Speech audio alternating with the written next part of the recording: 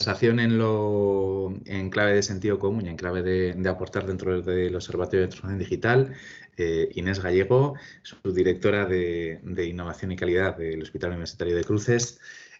Hoy hablamos bajo un título, Inés, que tiene que ver tendencias y experiencias en la transformación digital de Biocruces. Tenemos preparadas unas preguntas con la idea de hablar en términos, como hablábamos justo antes, en términos de cierto sentido común, ¿no? Entonces, las cuestiones van un poco a encontrar claves y a encontrar, bueno, circunstancias que tengan valor no solamente desde vuestra lógica, sino extrapolar un poco a las situaciones, ¿no? Empecemos por algún sitio. ¿Qué es Biocruces? ¿Qué es el Hospital Universitario de Cruces? ¿Cómo definirías tu rol de una manera breve? Bueno, Egunon, gracias por la invitación. Lo primero, es un placer estar aquí conversando de un tema tan apasionante como es la innovación y la transformación, y en este caso digital, ¿no?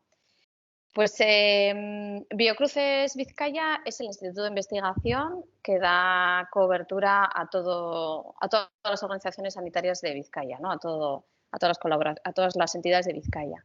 Y sobre todo tiene un enfoque, es un instituto de investigación muy vinculado a la investigación translacional, es decir, la más cercana a la clínica, la más cercana a las necesidades reales, ¿no? Y además tiene un papel muy, muy importante en todo lo que tiene que ver con la colaboración con entidades y con empresas del entorno y potenciar la innovación, ¿no? La verdad es que tiene un enfoque muy, muy práctico.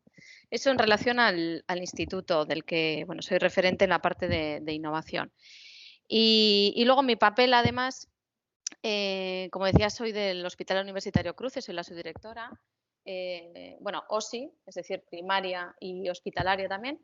Y mi función también es trabajar la transformación dentro de la organización. Una transformación, un cambio enfocado mucho a resolver retos y problemas, ¿no? Generar cultura, trabajar un poco ese cambio dentro de la propia organización. Ese es un poco mi rol, que no es fácil. No, desde luego, entretenida tienes que estar, un reto en mayúsculas. Pregunta que yo creo que tiene interés sobre todo por la perspectiva de vuestro rol, ¿no? En la parte sanitaria, que me imagino que la respuesta puede ser, vamos, o sea, larga, pero bueno, yo creo que casi de obligada pregunta, ¿no? ¿Cómo estáis y cómo habéis vivido todo este último año? Me imagino que esto habrá cambiado tanto el sentido de los retos como la hoja de ruta, ¿no? Sí. La verdad es que el año ha sido para toda la sociedad, bueno, un cambio terrible, ¿no? En cambios de todo tipo y sobre todo a muchísima velocidad, ¿no? Y yo creo que hay como diferentes momentos. Hace un año, que fue el momento más crítico, que nos rompió todos los paradigmas y esquemas que podíamos tener en el mundo y en el sector más todavía. Lo que hacías hoy en 2 días cambiaba, o al mismo día cambiaba. Entonces, fue un momento, un pico de cambios de planes de contingencias inmediatos, de abrir espacios, habilitar UCIs, la locura de localizar EPIs para proteger a los profesionales, cambios de protocolos. No había conocimiento, con lo cual se iba generando el conocimiento y había que ir haciendo procedimientos que ayudaran, ¿no? Y que entre los diferentes profesionales se pudiera compartir. Yo creo que fueron momentos de muchísima angustia y eso yo creo que lo vivimos todos. Pero también fue un momento en donde yo creo que emergieron valores muy positivos, muy, muy positivos, tanto de los profesionales dentro de la organización, aspectos que tienen que ver sobre todo con cooperación y trabajo en equipo de verdad. O sea, la verdad es que aquí te encontrabas profesionales que empezaron a hacer cosas que no hacían, se trabajaba de una manera muy, muy diferente, muy, muy enfocado al paciente y luego también de la sociedad. Y yo tengo el recuerdo de un momento, además es que lo recuerdo con mucha emoción porque estábamos con el tema de las EPIs, con las protecciones, y estábamos, bueno, desde innovación, pues imagínate, todo el día había un problema, pues intentábamos ahí ver qué había y qué se podía hacer, ¿no? Y Entonces surgió el movimiento Maker alrededor del tema de las viseras. Os acordaréis de las viseras de protección y que la gente hacía viseras en casa, se volvían locos para hacer viseras, modelos y tal. Y ahí tuvimos dos situaciones. Por un lado, en paralelo, Bioef, el Departamento de Salud, fue trabajando en revisar el diseño de las viseras junto con Técnica, con el Instituto de Formación Profesional, y fue contrastando diferentes modelos. Y luego nosotros, desde nuestra organización, le dábamos vueltas a la cabeza y decíamos, no puede ser que la gente tenga que estar imprimiendo en su casa. Tenemos que ser capaces de hacer esto en cadena, en producción, porque tiene sentido la impresión 3D para el prototipado, pero para hacer en cadena y llegar a todos los profesionales, y no solo profesionales del sector salud, sino pues las cajeras, todo el mundo necesitaba, ¿no? O había un montón de gente. Dijimos, vamos a buscar algo en el sector industrial y ver qué puede haber.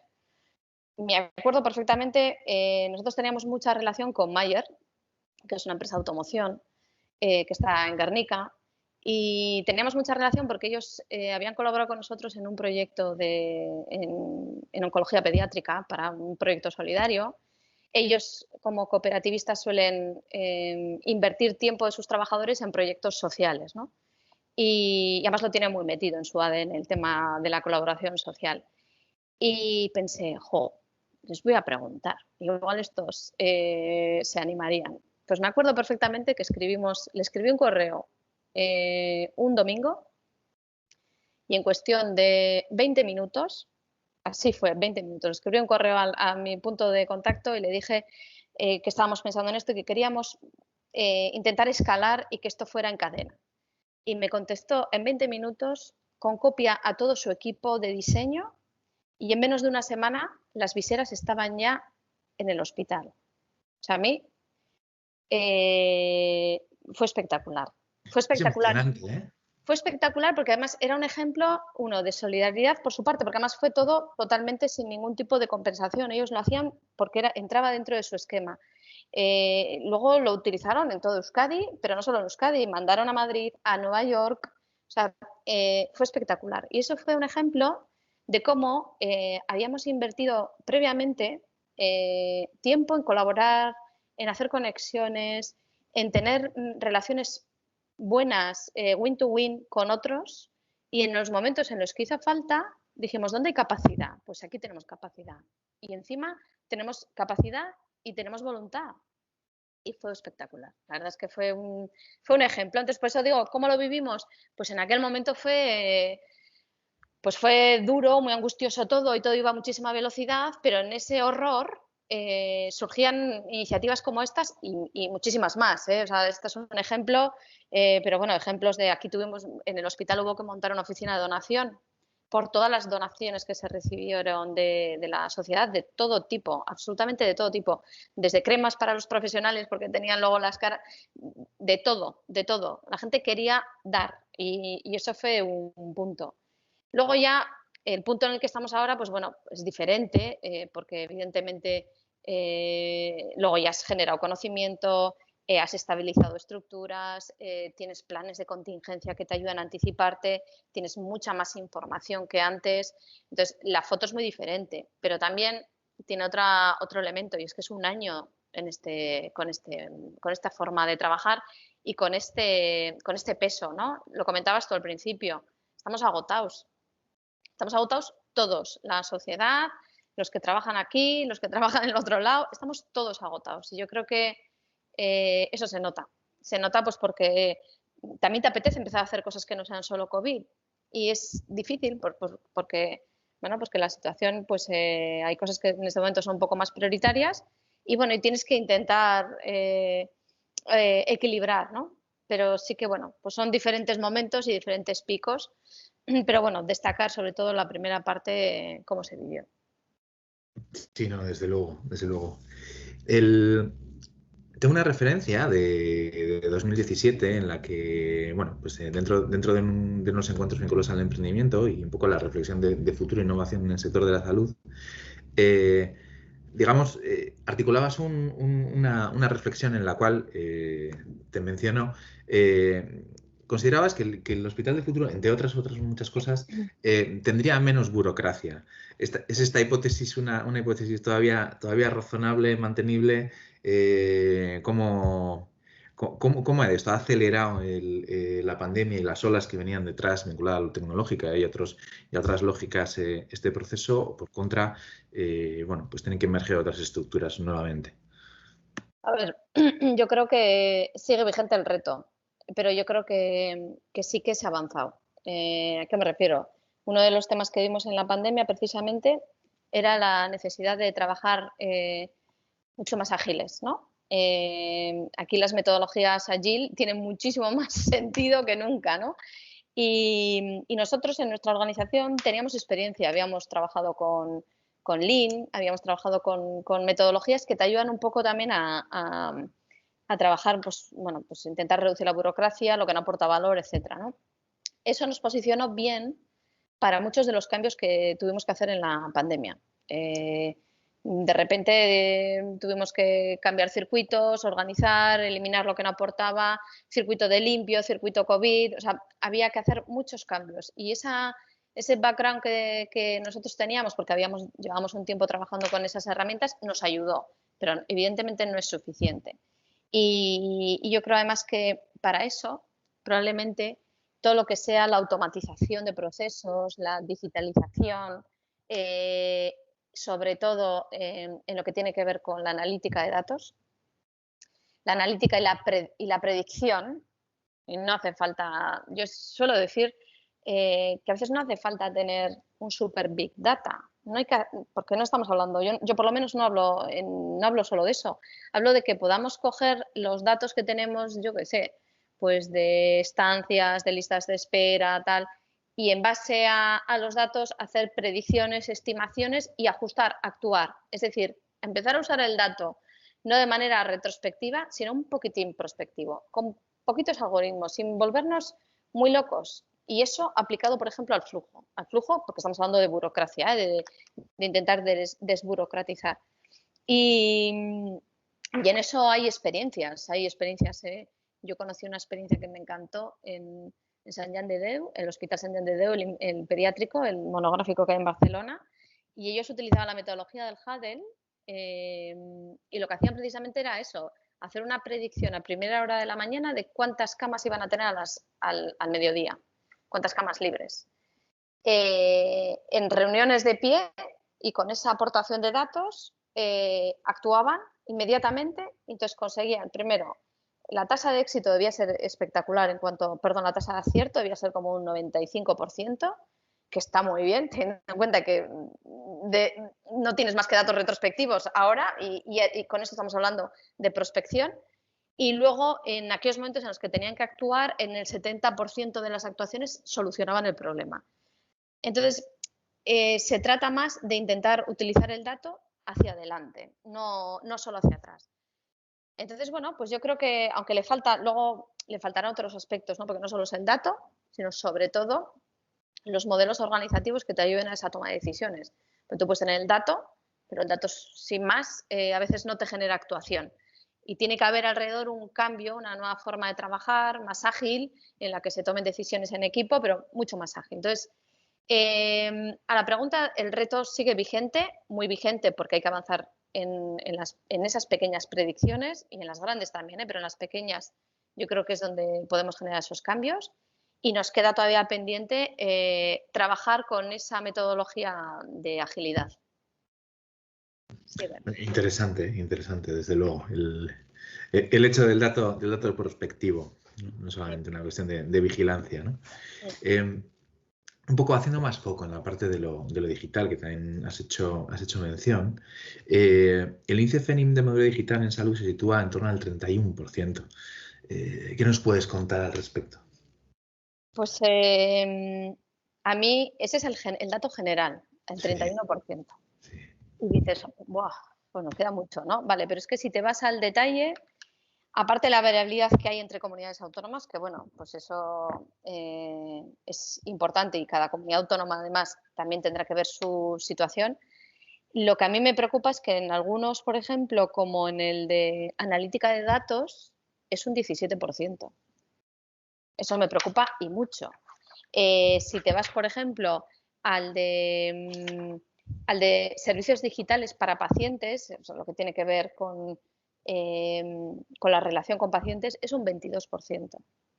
Y lo que sube esa media, que por eso tenemos ese 30 y pico por ciento que citabas al principio, pues son la infraestructura, o sea, lo que hemos invertido en historia clínica digital, o sea, ¿no? en lo duro, vamos, que está muy bien, pero nos falta, y nos falta mucho, y nos falta también, como digo, la parte de sistemas analíticos, que está en un 17%, y la parte de relaciones con pacientes, ¿no? Yo creo que es un debe que además la pandemia ha dejado en evidencia algo que ya lo veníamos viendo, lo veníamos viendo desde hace tiempo, ¿no? Que había que avanzar en la salud digital, pero la pandemia lo ha dejado claramente en evidencia, tanto en la analítica de datos, que yo insisto mucho, como en la relación con pacientes o también entre profesionales, con las no presenciales, con trabajar más esa parte. Nos queda, yo creo que es una oportunidad y además yo creo que hay una buena noticia, y es que los profesionales quieren, porque lo han visto. Cuando han estado en la fase de pandemia, les hubiese gustado tener el sistema preparado para hacer teleasistencia. Les hubiese gustado tener datos para poder anticiparse. Y es lo que además ellos nos han dicho. Nosotros, una de las cosas que hicimos después de la primera ola, antes del verano lo empezamos a preparar y lo terminamos después del verano, hicimos un think tank con profesionales nuestros para ver qué es lo que creían que había venido para quedarse y cómo planteaban el repensar el modelo de asistencia, ¿no? Y salieron muchas cosas, pero hubo 3 áreas, que además de hecho luego profundizamos en ese ámbito, y eran, por un lado, todo lo que tiene que ver con el dato, la gestión del dato y anticiparse, un poco lo que estábamos comentando antes, para la toma de decisiones clínicas y toma de decisiones también de gestión. La telemedicina en todo su ámbito grande, pues la telemonitorización o las videollamadas, de todo. Y luego una parte muy importante que era la del trabajo en equipo. Y esas 3 cosas han sido lo que más ha salido, lo más importante. Entonces, es una buena noticia porque es una necesidad y tenemos a la gente que quiere, con lo cual, pues eso yo creo que es lo que ha traído también la pandemia. Han roto un poco los paradigmas, han roto los patrones. ¿Crees, Inés, que estos, o sea, digamos, la necesidad de digitalización, nuevos procesos, procedimientos, la telemedicina, digamos, un nuevo conjunto de prácticas, espacios y formas de operar a nivel de trabajo en equipo, ¿no? O sea, como el tópico, la gran competencia, ¿no? Así transversal a todas las organizaciones.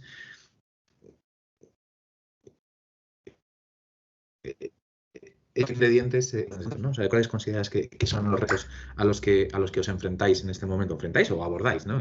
Al margen de la pandemia, fíjate, porque yo creo que es una pregunta, decías tú, ¿no?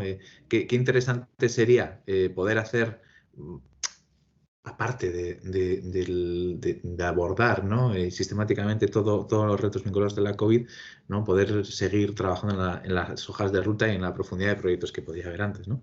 ¿Cuáles son los retos de la salud actualmente? Pues comparto contigo, los retos son los mismos que teníamos antes. La única diferencia es que la pandemia ha puesto en relieve la necesidad o la urgencia de hacer esos cambios, ¿no? Yo creo que y ha demostrado en algunos casos que se puede hacer y que ¿por qué no? ¿Por qué lo hemos hecho siempre así cuando podríamos hacer las cosas de otra manera, ¿no?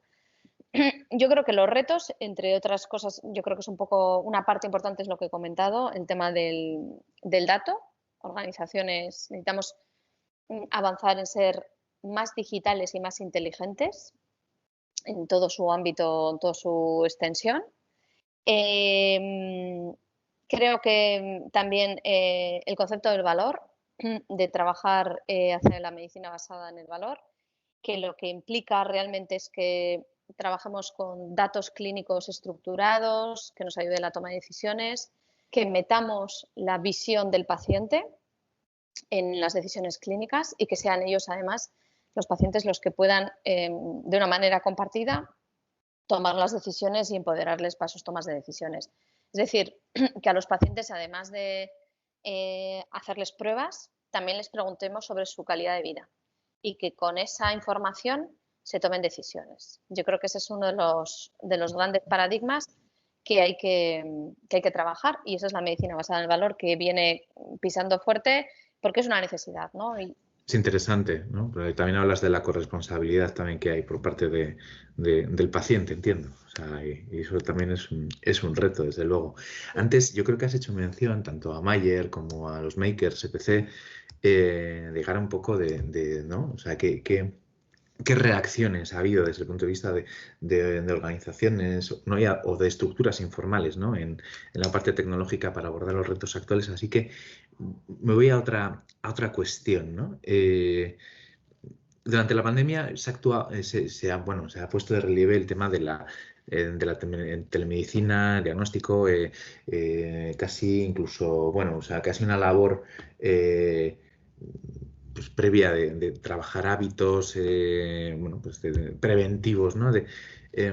¿Tenéis datos acerca de la aceptación que ha habido o que puede estar habiendo, digamos, de este nuevo foco de relación con el mundo sanitario por parte de las personas usuarias? Pues a ver, la realidad es que ha habido diferentes formas de hacer la telemedicina, especialmente el teléfono. Esa ha sido la mayor herramienta que se ha utilizado durante la pandemia. Ha habido, porque nosotros tenemos algunos programas de telemonitorización, como el caso del Telepoc, que además es una patología respiratoria, con lo cual en la situación de la pandemia pues, tenías más miedo, lógicamente. Donde se ha respondido, bueno, pues los pacientes de Telepoc ya estaban encantados, con lo cual en una situación de pandemia se sentían muchísimo más seguros, ¿no? Esa línea de trabajo, la verdad es que es algo que viene utilizándose desde hace tiempo y es un modelo asentado y que funciona muy bien. Luego, ha habido también ejemplos de videollamadas por Zoom en algunos casos, pues en algunos casos de pediatría, también se ha intentado en algunas otras patologías, en algunos otros servicios, pero tampoco no, ha sido los menos, ¿eh? La realidad es que la mayoría ha sido el uso del teléfono.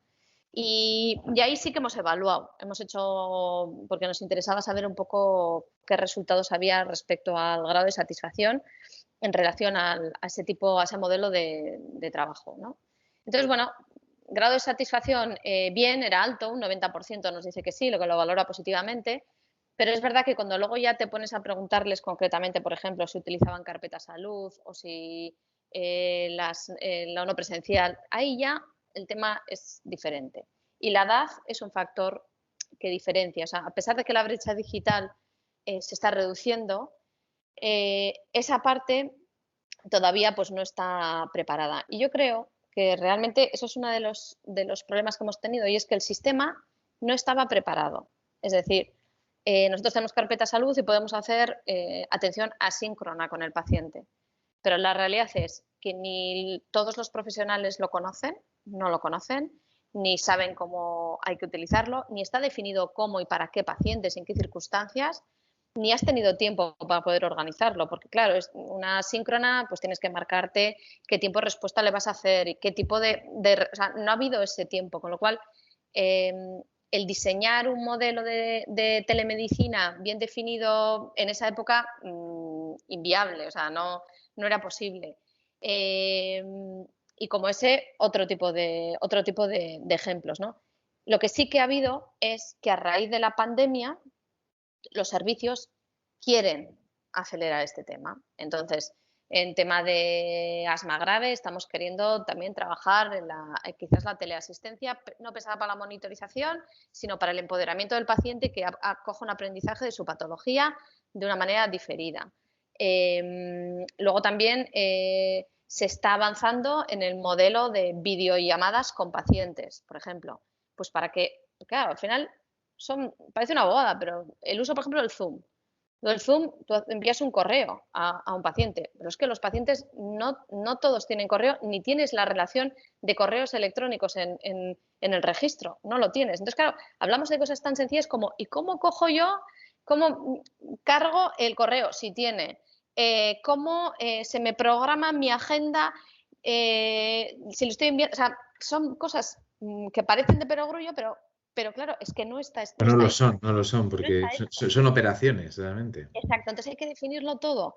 Y yo, la buena noticia, como decía, es que la gente quiere, porque quiere tener el sistema preparado. En muchos pacientes ha funcionado la teleasistencia, sobre todo paciente que ya le conocía el médico o la médico, y ya pues era más de seguimiento. Pero hay otras circunstancias en las que no puedes hacer telemedicina. Y es muy importante, y eso es una de las líneas de trabajo en las que queremos avanzar, en definir en qué situaciones, para qué circunstancias. Yo suelo hablar de, pues como los medicamentos, qué posología, ¿no? Tienes que definir para qué, en qué momentos y qué tipo de pacientes y cómo lo vas a administrar, ¿no? Eso hay que escribirlo.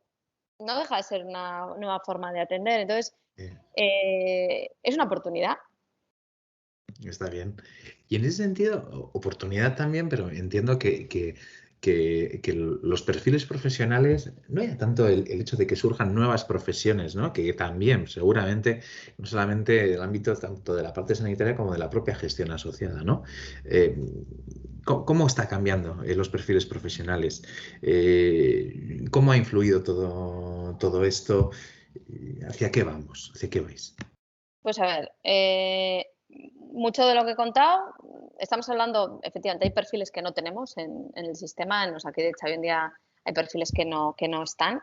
Desde luego, profesionales, existen informáticos, existen determinadas figuras, pero que son muy genéricas. No tienes, no puedes, de momento no tienes puestos funcionales tan específicos, ¿no? Necesitas profesionales del dato, claramente. Si queremos trabajar, como decía antes, con la proyección, necesitamos profesionales del dato, pero no para hacer solo investigación, que eso es otra línea de trabajo, sino sobre todo para el día a día, ¿no? Necesitas gente dentro de la organización que sea capaz de hacerte pequeños algoritmos, por ejemplo, cosas muy sencillas.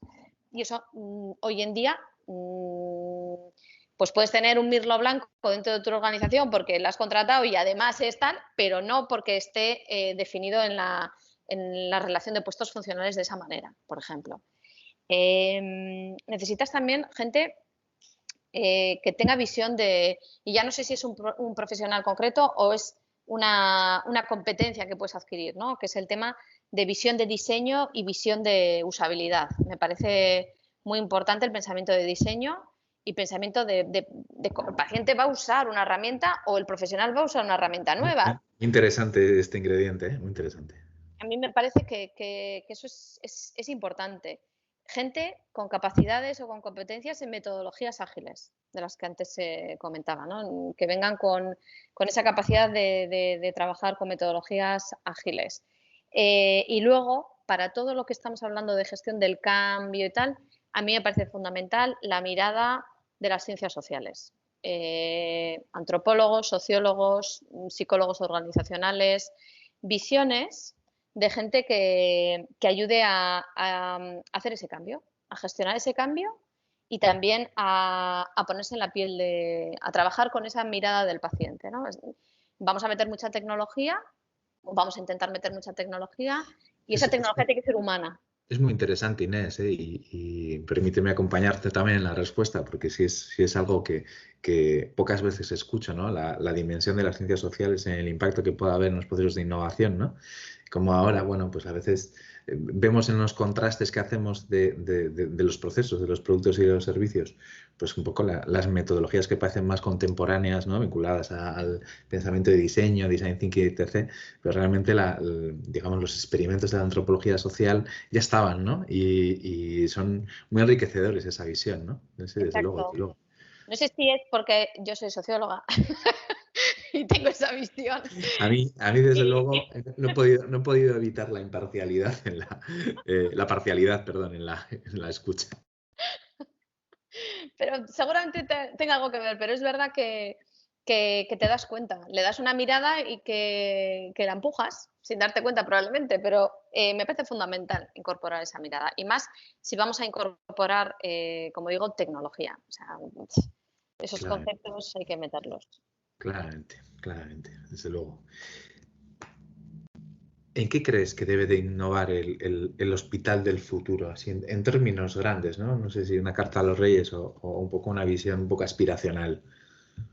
Hombre, yo sigo viendo aquella mirada que tú me preguntabas al principio del 2017, ¿no? Sigo viendo un hospital o una organización sanitaria, me gusta más pensar en una organización sanitaria, que sobre todo presta la asistencia más cercana a su domicilio, a su casa y a su comunidad, mucho más integrado con la comunidad, que ya estamos en eso, tampoco, y es verdad que por lo menos por lo que yo veo y en este caso el hecho de que seamos organizaciones sanitarias integradas contribuye muchísimo a que esto sea más real y más factible. Creo que tiene que estar mucho más cercano a su comunidad por muchas razones. Primero, porque es su ámbito lógico, porque el paciente está mucho más empoderado en su domicilio y en su casa. Y luego también porque tienes ahí unas capacidades en tu comunidad que tienen que dar respuestas. O sea, están ahí, no hay que duplicar los trabajos que, ¿no? Entonces, me parece que tiene que ser una organización mucho más cercana a la comunidad. Digital, desde luego, yo creo que sí. Y luego creo que el gran cambio es cultural. Yo creo que el gran cambio que hay que hacer en las organizaciones es cultural, que parece algo mañido, pero los cambios culturales se hacen haciendo. Cuando hablas de cultura, no se puede cambiar, no, perdona, es que se puede cambiar. La cultura lo hacen los rituales, los patrones, las formas de hacer, y eso se puede hacer, se puede cambiar. Lo que hay que hacer, lo que pasa es que es un trabajo muy laborioso y me parece fundamental porque estamos hablando de el trabajo en equipo, ¿no? Por ejemplo, ese trabajo en equipo implica reducir egos, implica trabajar en el concepto de la aportación de valor, de revisión de todo el ciclo de atención, implica muchas cosas y no es solo que yo me llevo bien contigo, no tiene nada que ver, eso no es trabajo en equipo, es otra historia, es tener una visión del problema 360 grados, con las 360 grados y con las personas que tocan a ese paciente en este caso, ¿no? Sea primaria, sea el hospital, sea la enfermera, y que todos ellos necesitamos cada una de esas visiones, ¿no? Entonces, bueno, a mí me preguntas, pues me parece que el gran reto es el cambio organizativo y el cambio cultural, pero eso es complicado porque somos organizaciones verticales con direcciones muy marcadas y luego culturalmente venimos de un mundo en el que se trabaja por servicios, secciones. Me parece que ese es uno de los grandes retos. Desde luego. Interesante la respuesta también. Solemos cerrar estas conversaciones casi siempre viendo una especie de síntesis, ¿no? Lo que ahora decimos como si fuese un tuit, ¿no? Que desde luego nos has dejado unos cuantos ya. No sé si casi sería el que estabas planteando, ¿no? De que el gran reto tiene que ver con la parte organizativa y cultural. ¿Cuál sería el tuit, el recordatorio de esta agradable conversación que hemos tenido, Inés? Pues aparte de lo que he comentado antes, yo diría que necesitamos anticiparnos, probar y simular. Y tomar decisiones ágiles en base a eso. Yo creo que ese es uno de los claves. Y la otra clave, tener presente al paciente con mayúsculas. No es tenerle de lado, sino tenerle muy presente dentro del sistema. Yo me quedo con esas dos cosas, con la agilidad, la previsión y la anticipación y con el paciente en el medio, de verdad. Seguro que sí. Muchísimas gracias. Egunon, que vaya todo bien, desearos salud. Bueno, y lo que voy a hacer ahora, pararé la grabación y luego me despido de otra manera, ¿no? Y un abrazo, aunque sea virtual. Gracias por la participación y por, desde luego, por tanto sentido como en las respuestas, ¿vale? No, a vosotros.